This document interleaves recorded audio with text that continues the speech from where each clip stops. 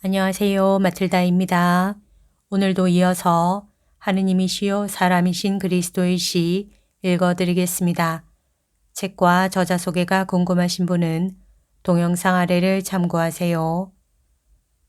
공생활 첫해 58장 나자렛의 정원에서 지극히 거룩하신 마리아와 제자들을 가르치시다. 예수께서 지난 저녁의 소나기로 아주 깨끗하게 씻긴 정원으로 나오신다. 그리고 작은 화초들 위에 몸을 구부리고 계신 어머니를 발견하신다. 예수께서는 어머니께 인사를 하고 어머니께로 가신다. 그분들의 입맞춤은 얼마나 즐거운가. 예수께서는 어머니의 어깨를 왼팔로 끌어 안으시고 끌어당기시어 이마에 머리가 나기 시작하는 부분에 입맞추시고 나서 어머니가 뺨에 입맞추시도록 몸을 굽히신다. 그러나 이 행위의 우아함을 완성하는 것은 입맞춤을 하시며 바라보시는 눈길이다. 예수의 입맞춤은 완전히 사랑으로 뭉쳐진 것이다. 그러나 거기에는 위엄있고 보호자다운 무엇이 들어있다. 그리고 마리아의 입맞춤은 온전히 사랑이면서 동시에 온전히 공경이다. 이 입맞춤에서는 예수께서 연세가 더 많으신 것 같고 마리아는 아버지나 훨씬 나이 많은 오빠에게 아침 인사의 입맞춤을 받는 나이 어린 소녀와 같으시다. 어머니의 화초들이 어쩌녁의 우박과 밤에 분 바람으로 많이 상했습니까? 하고 예수께서 물으신다. 아무 손해도 없었습니다, 선생님. 그렇지만 나뭇잎들은 좀 헝클어졌습니다. 하고 마리아보다 먼저 베드로의 좀 쉰 목소리가 대답한다. 예수께서는 머리를 쳐들어 시몬 베드로를 보신다. 베드로는 무릎까지 내려오는 속옷바람으로 무화과 나무 위쪽에 뒤틀린 가지들을 바로 잡으려고 애를 쓰고 있다. 벌써 일을 하느냐? 어이구, 저희 어부들은 물고기들처럼 잡니다. 언제 어디서나 사람들이 저희를 가만두기만 하면 잡니다. 그것이 습관이랍니다. 오늘 아침 새벽에 문이 삐걱거리는 소리를 듣고 저 자신에게 이렇게 말했습니다. 시몬아, 어머님이 벌써 일어나셨다. 빨리 가자. 가서 내 투박한 손으로 어머님을 도와드려라 하고요. 저는 바람이 몹시 분 지난 밤에 어머님이 당신 꽃들을 걱정하셨으리라고 생각했습니다. 그런데 제 생각이 틀리지 않았습니다. 그야 저는 여자들을 알거든요. 제 아내는 폭풍우가 있을 때면 침대에 마치 그물에 든 고기들 같이 몸을 뒤척입니다. 그의 화초를 생각하는 것입니다. 가엾게도 어떤 때 저는 이렇게 말했습니다. 당신 남편이 호수에서 풍랑으로 고생하고 있을 때는 이보다 덜 불안해하지 틀림없어 하고 말입니다. 그렇지만 제가 옳지 못합니다. 그 사람은 착한 아내이니까요. 제 아내는 어머니를 이제 그만 입 다물어라, 베드로야. 지금은 그 이야기를 하는 것이 아니다. 불평을 하는 것은 좋지 않고 말하지 않는 것이 좋을 것을 조심성 없이 알리는 것도 좋지 않다. 아시겠습니까, 선생님? 오둔한 제 머리에도 선생님의 말씀이 들어왔습니다. 예수께서는 웃으시며 대답하신다. 내가 다 말해버렸으니 내가 할 일은 너의 말을 인정하는 것뿐이고 내 정원사로서의 지식을 감탄하는 일뿐이다. 베드로는 끌러졌던 포도나무 햇가지들을 벌써 모두 다시 잡아맸단다 하고 마리아가 말씀하신다. 베드로는 열매가 너무 많이 달린 배나무를 층층으로 자르고 한쪽으로만 자란 석류나무 밑으로 밧줄을 돌려 동의엄했단다. 그렇고 말고요. 이 나무는 늙은 바리사이파 사람과 같습니다. 제멋대로 기울어지거든요. 그놈을 돛을 정리하듯 정리하고 이렇게 말해 주었습니다. 옳은 것은 중용에 있다는 것을 모르느냐. 무게에 눌려 부러지지 않게 이리로 오너라. 이 돌대가리야. 하고요. 이제는 무화과 나무에 열중하고 있습니다. 그러나 이것은 이기심으로 그러는 것입니다. 저는 모든 사람의 입맛을 생각하는 것입니다. 싱싱한 무화과에다 따끈한 빵. 안티파스 자신도 이런 맛있는 식사는 하지 못할 것입니다. 그렇지만 조심조심 다루어야 합니다. 무화과 나무 가지는 첫사랑 고백을 하는 소녀의 마음처럼 부드럽거든요. 그리고 제일 맛있는 무화과들은 맨 꼭대기에 있기 때문입니다. 무화과들은 이 아침 첫 햇살에 벌써 말랐습니다. 맛있을 것이 틀림없습니다. 이 총각, 우두커니 서서 나를 쳐다보지만 말고 잠을 깨고 그 바구니를 주게. 작업장에서 나오는 요한은 복종하여 자기도 큰 무화과 나무에 기어 올라간다. 두 어부가 나무에서 내려올 때 열성당원 시몬과 요셉과 가리옷의 유다도 작업장에서 나왔다. 마리아는 신선한 빵을 가져오신다. 둥글고 작은 검은 빵이다. 베드로는 그의 고기 칼로 빵들을 가르고 무화과들도 위로해서 잘라 예수께 드린 다음 마리아께도 드리고 다른 사람들에게도 준다. 그들은 공기를 맑게 한 어제 비로 아름다워지고 맑은 아침 해로 빛나는 시원한 정원에서 맛있게 식사를 한다. 베드로가 말한다. 선생님, 오늘이 금요일이고 내일이 안식일인데요. 다 아는 사실 아닌가? 하고 가리옷 사람이 지적한다. 그렇지. 하지만 선생님께서 무슨 뜻인지 알고 계셔. 안다. 오늘 저녁 내가 배를 메어둔 호수로 가서 카파르나움으로 가자. 내일 그곳에서 말하겠다.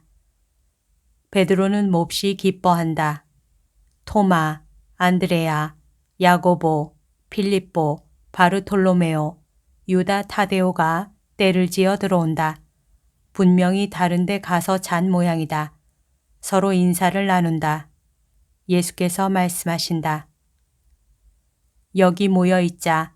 그러면 세 제자가 또 한 사람 올 것이다. 어머니, 오세요. 예수를 둘러싸고 어떤 사람은 바위에, 어떤 사람은 걸상에 앉는다. 예수께서는 집에 기대어 놓여 있는 편편한 돌에 앉으셨다. 예수 곁에는 어머니가 앉아 계시고 요한은 바로 가까이 땅바닥에 앉아 있는 것이 더 좋아서 예수의 발 앞에 앉아 있다. 예수께서는 늘 그러시는 것과 같이 조용히 그리고 위엄 있게 말씀하신다.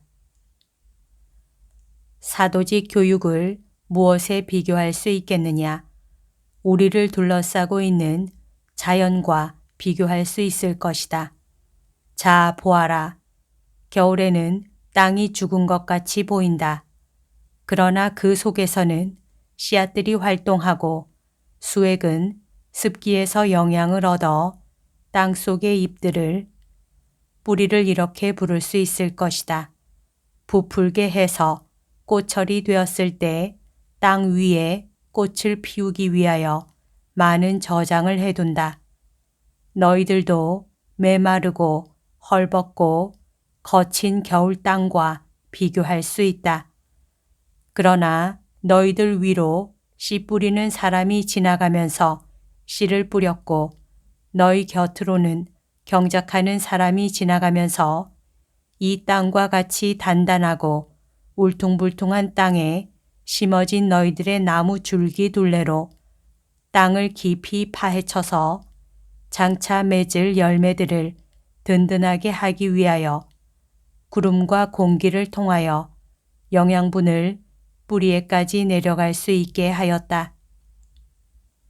그리고 너희들은 하느님의 일에서 열매를 맺겠다는 착한 뜻을 가지고 있기 때문에 씨를 받고 삽질을 받아들였다. 나는 사도직 교육을 또 초목들을 때리고 넘어뜨려서 사람들이 무익한 폭력이라고 판단한 저 뇌우에 비교하겠다. 그 뇌우가 얼마나 좋은 일을 했나 보아라. 오늘은 공기가 맑고 소나기가 먼지를 가라앉혔고 모든 것을 서늘하게 만들었다. 태양은 어제와 마찬가지이다. 그러나 그 빗살이 맑아지고 시원해진 공기층을 통해서 우리에게 오기 때문에 열을 나게 하는 저 뜨거운 기운은 없어졌다. 푸른 잎들과 초목들도 사람들과 같이 고통이 덜어졌다. 그것은 깨끗함과 맑음이 기쁨을 가져다 주기 때문이다. 대조들까지도 더 정확한 지식과 더 분명한 명백에 이르는데 소용된다. 그렇지 않으면 그것들은 악의에 지나지 않을 것이다. 그런데 대조라는 것은 여러 가지 종류의 구름이 일으키는 뇌우들이 아니고 무엇이겠느냐. 그리고 그 구름들은 쓸데없는 언짢은 기분과 조그마한 질투들과 몽롱한 교만으로 모르는 사이에 마음에 쌓이지 않느냐. 그러다가 은총의 바람이 와서 그 언짢은 기분들을 깨끗하게 하여 다시 맑게 만들어 놓는다. 사도직 교육은 또한 오늘 아침 베드로가 내 어머니를 기쁘게 해드리려고 하던 일과 비슷하다. 즉, 경향과 필요에 따라서 다시 일으키고 다시 붙잡아 매고 버티어주고 풀어주고 하여 너희를 하느님을 섬기는데 강한 자들이 되게 하는 것이다. 그릇된 생각은 바로 잡아주어야 하고 육체의 요구를 억제해야 하고 약한 것을 붙들어 주어야 하며 필요한 경우에는 성벽들을 조절해야 하고 속박과 소심에서 해방되어야 한다. 너희들은 자유롭고 강해야 한다. 그들이 태어난 산 꼭대기를 버리고 점점 더 높이 날아 올라갈 생각밖에 안 하는 독수리들 같이. 하느님을 섬기는 것은 나는 것이고 정은 산꼭대기와 같은 것이다. 너희들 중에 한 사람은 오늘 슬프다. 그것은 그의 아버지가 죽음이 다가오는 것을 보면서 진리와 진리를 따르는 그의 아들에게 마음의 문을 닫은 채 죽음에 가까이 가기 때문이다. 마음의 문을 닫는 것보다도 더하게 진리에 대하여 저기를 품은 마음을 가지고 그렇지만 불의의 사람이 자신을 하느님보다 더 높다고 주장하면서 어제 내가 말한 것과 같은 나가시오 하는 말을 그에게 하지는 않았다. 그러나 꼭 닫힌 그의 마음과 꽉 다물어진 그의 입술은 아직도 너를 부르는 목소리를 따라라 하는 말을 하지 못한다. 너희들에게 말하는 나나 그의 아들도 그의 입술이 벌어지면서 다음과 같이 말하는 것을 듣겠다고 고집하지는 않을 것이다. 즉, 오너라 그리고 너와 함께 선생님도 오시라고 해라. 그리고 하느님께서 우리 집에서 당신을 위한 하인을 선택하셔서 주님의 말씀과의 혈연 관계보다 더 고상한 친척 관계를 만들어 주신 데 대해 하느님께서 찬미 받으시기 바란다라고. 그러나 적어도 나는 그의 이익을 위하여 또 그의 아들은 한층 더 복잡한 동기로 그에게서 저기를 덜 품을 말들을 듣고 싶어 한다. 듣고 싶어 한다. 그러나 그 아들은 울지 말기 바란다. 그는 내가 그의 아버지에 대하여 원한도 업신여김도 가지고 있지 않다는 것을 알아야 한다. 내게는 연민만이 있다는 것을 알아야 한다. 나는 왔다. 그리고 기다려야 소용없을 줄 알면서도 기다렸다. 그것은 그의 아들이 아이고 왜 오지 않았어 하고 내게 말하지 않게 하기 위해서이다. 나는 그 아들에게 마음이 원한을 품고 꼭 닫혀 있으면 모든 것이 무익하다는 것을 설득하려고 왔다. 나는 또 가정에 칼로 섬유 다발을 갈라놓는 것 같은 분열이 있는 것을 괴로워하는 착한 사람을 위로해 주기 위하여 왔다. 그러나 이 아들과 이 착한 어머니는 내가 원한을 원한으로 갚지 않는다는 것을 확실히 믿기 바란다. 나는 그의 믿음이 빗나갔음에도 불구하고 그의 신앙이 이 시간까지 머물러 있었던 점에 충실한 나이 먹은 믿는 이의 성실성을 존중한다. 그와 같은 사람이 이스라엘에 대단히 많이 있다. 그렇기 때문에 내가 아브라함의 자손들보다는 이교도들에게서 더 대접을 받을 것이라고 너희에게 말하는 것이다. 인류는 구세주에 대한 사상을 왜곡하여 구세주의 초자연적인 왕권을 인간적인 주권이라는 보잘것없는 사상으로 전락시켰다. 나는 히브리 지상주의의 단단한 껍질을 쪼개고 뚫고 들어가고 상처를 내서 그 안에까지 이르러 히브리 지상주의의 혼이 있는 그곳에 새로운 율법의 풍요함을 갖다 주어야 한다. 오, 시나이 산에서 받은 율법이라는 생명을 구성하는 핵 주위에 도단한 이스라엘은 정말이지 점점 더 섬유가 많아지고 단단해진 과육을 가지고 바깥쪽으로는 아무것도 뚫고 들어오지 못하게 하고 싹조차도 돋아나지 못하게 하는 껍질이 덮여있는 괴물 같은 실과와 같이 되었다. 그러나 영원하신 분께서는 하나이시요 삼위이신 하느님께 대한 믿음의 새로운 나무를 창조하실 때가 왔다고 판단하셨다. 나는 하느님의 뜻이 이루어지고 히브리 지상주의가 그리스도교가 되도록 하기 위하여 구멍을 파고 뚫고 스며들어가 핵심에까지 들어가서 그것을 내 사랑으로 가열되어 깨어나고 부풀어 오르고 싹이 트고 자라고 또 자라서 완전하고 영원하고 하느님에게서 온 종교인 그리스도교라는 강력한 나무가 되게 해야 한다. 그리고 정말이지 히브리 지상주의는 백의 하나꼴로 밖에는 뚫어지지 않을 것이다. 그렇기 때문에 나를 받아들이고자 하지 않고 그의 아들을 내게 주기도 원치 않는 저 이스라엘 사람을 하느님께 버림받은 사람으로 생각하지는 않는다. 그러므로 나는 그 아들에게 이렇게 말하는 바이다. 자기를 낳아준 살과 피에 물리침을 받는 것을 괴로워하는 살과 피 때문에 울지 말아라. 나는 이런 말도 하겠다. 영 때문에도 울지 말아라. 너의 고통은 다른 무엇보다도 너의 영과 그의 영을 위하여, 즉 너의 아버지이면서 이해하지도 못하고 보지도 못하는 그 아버지의 영의 이익이 되도록 힘쓰고 있다. 나는 또 이렇게 덧붙이겠다. 너희 아버지에게보다 하느님께 더 속해 있는 것을 꺼려하지 말아라. 너희 모두에게 말한다.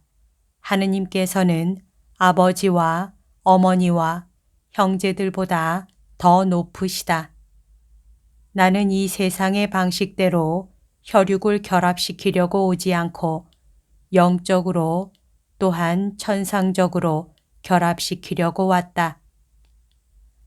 그러므로 나는 살과 피인 것을 분리시켜 이 세상에서부터 하늘 높은 데까지 올라갈 수 있는 영들을 데려다가 하늘의 종들을 만들어야 한다. 그러므로 나는 강자들을 불러서 한층 더 강하게 만들려고 왔다. 그것은 온화한 사람들의 군대가 강자들로 이루어지기 때문이다. 형제들에게는 온화하고 자기 자신의 자아와 혈연의 자아에 대하여는 강한 사람의 군대 말이다. 사촌, 울지 말아라. 분명히 말하지만 너의 고통은 너의 어떤 말뿐 아니라 나의 어떤 말보다도 너의 아버지와 너의 형제들을 위하여 하느님께 대하여 더 많은 작용을 하고 있다. 편견이 가로막고 있는 곳에는 말이 뚫고 들어갈 수가 없다.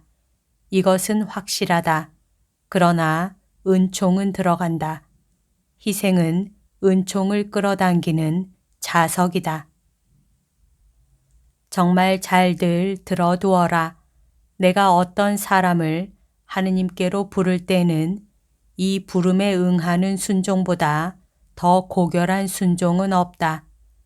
그리고 부름에 대한 우리의 충실에 대하여 다른 사람들이 어떻게 어느 정도까지 반항하겠는지 계산하느라고 머뭇거리지도 말고 응해야 한다. 아버지의 장례를 지내기 위해서도 머뭇거려서는 안 된다. 너희들은 이 영웅적인 행위에 대하여 보상을 받을 것이다. 보상은 너희들의 것일 뿐 아니라 너희들이 마음속에서 우러나오는 부르짖음과 더불어 이별하는 사람들, 너희들을 배은망덕하는 아들이라고 비난하고 그들의 이기적인 생각으로 너희들이 반역자인 것처럼 저주하기 때문에 뺨을 때리는 것보다도 더 심하게 너희를 때리는 말을 하는 그 사람들의 것도 되는 것이다. 그러나 너희들은 반역자가 아니라 성인들이다. 부름을 받은 사람들의 첫째 원수는 그들의 가족이다. 사랑과 사랑을 구별할 줄 알아야 하고 초자연적으로 사랑할 줄 알아야 한다. 이것은 초자연의 주인을 그 주인의 하인들보다 더 사랑해야 한다는 말이다. 부모를 하느님을 통하여 사랑할 것이지 하느님보다 더 사랑해서는 안 된다.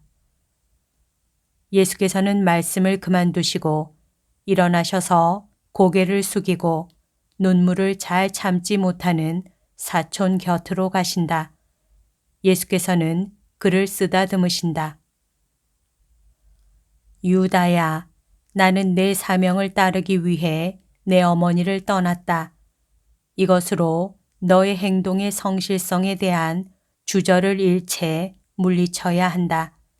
만일 그것이 좋은 행위가 아니었더라면 결국 나 하나밖에 없는 내 어머니에 대하여 그렇게 할 수가 있었겠느냐. 유다는 예수의 손을 잡아서 자기 얼굴로 가져가며 머리로 동의한다는 표를 한다. 그러나 그 이상은 아무것도 표현하지 못한다. 우리가 어렸을 때처럼 알페오 아저씨가 나를 나자렛에서 가장 분별 있는 소년이라고 생각하시던 때와 같이 우리 둘이서만 가자. 노인에게 금빛깔 나는 이 아름다운 포도송이들을 갖다 드리자. 내가 아저씨를 저버리고 아저씨께 저기를 품고 있는 줄로 믿지 않으시게 하자. 너의 어머니도 야고보도 이것을 기뻐할 것이다. 나는 아저씨에게 내일 카파르나움에 갈 것인데 당신의 아들은 온전히 아저씨의 것이라고 말씀드리겠다. 노인들은 어린아이들 같단 말이다. 노인들은 셈이 많아. 노인들은 항상 사람들이 그들을 소홀히 한다고 생각한다. 노인들을 이해해야 한다.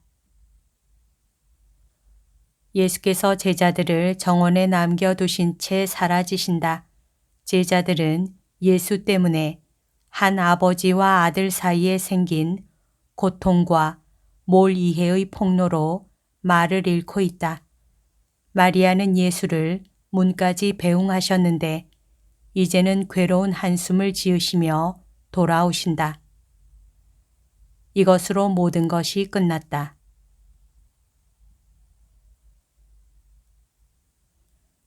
여기까지가 오늘 들려드릴 내용입니다.